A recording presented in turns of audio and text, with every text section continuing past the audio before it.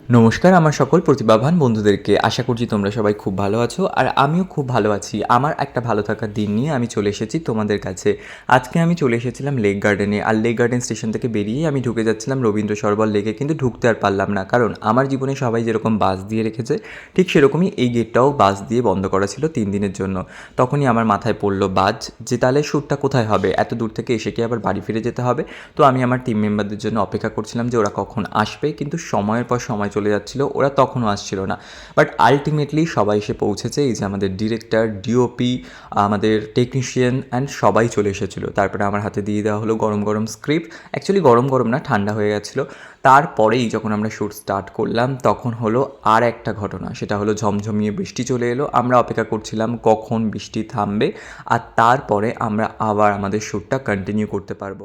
এই কাজটা ছিল আচারিয়া ফিল্ম প্রোডাকশনের আন্ডারে, আর এটা ছিল একটা হরর কনসেপ্টের উপরে গল্প, যার জন্য আমি প্রথম থেকে খুব এক্সাইটেড ছিলাম, কারণ ভূতের গল্পে কাজ করতে আমার প্রচণ্ড ভালো লাগে। আমার কিন্তু প্রচণ্ড ভালো লেগেছিল যখন ফার্স্টে আমাকে স্ক্রিপ্টটা ওরা পাঠায়, আমাকে যখন স্টোরিটা বলে, তো আমি এক কথায় রাজি হয়ে গেছিলাম। আমি এখানে লিড ক্যারেক্টারটা প্লে করছিলাম, আমার চরিত্রের নাম ছিল অভিরূপ। আর মজার ব্যাপার হচ্ছে আমাদের যে ডিওপি ছিল তার নামও ছিল অভিরূপ। এটা নিয়ে আমরা প্রচণ্ড খিল্লি করছিলাম। আর এই যে আমাদের ডিরেক্টর আর প্রডিউসার দুজনের কাজ করছে, অ্যাকচুয়ালি ওরা দুজনে কাপল, ওরা দুজনে প্রেম করতে ব্যস্ত, আর আমি আর আমার কো অ্যাক্ট্রেস আমরা শর্ট দিতে ব্যস্ত। আর এখানে দেখতে পাচ্ছ আমি আর আমার কো অ্যাক্ট্রেস স্বস্তিকা, আমরা দুজনে শর্ট দিচ্ছি আর অভিরূপ এখানে শর্ট নিচ্ছে। ও কিন্তু প্রচণ্ড খেটেছে। এই শর্ট ফিল্মের শ্যুটটা আমরা কমপ্লিট করেছিলাম 3 দিনে, আর এই শর্ট ফিল্মটা তোমরা ইউটিউবে দেখতে পারবে মাত্র 30 মিনিটে। তার মানে বুঝতে পারছো কতটা সময় ধরে আমাদেরকে শ্যুটটা করতে হয়েছিল। অ্যাকচুয়ালি এর থেকে কম টাইমে হয়তো হয়ে যেতে পারতো, কিন্তু আমরা চেয়েছিলাম বেশি সময় ধরে হলেও যেন কাজটা সুন্দর হয়, তার জন্যই এতটা সময় নেওয়া।